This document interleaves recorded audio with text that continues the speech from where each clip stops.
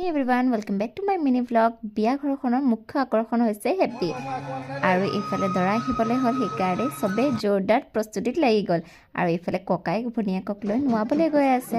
আজি ব্লগটোত আপোনালোকে full on মস্তি দেখি পাব। আশা কৰিছোঁ আপোনালোকে ব্লগটো চাই বহুত বেছি ভাল পাব।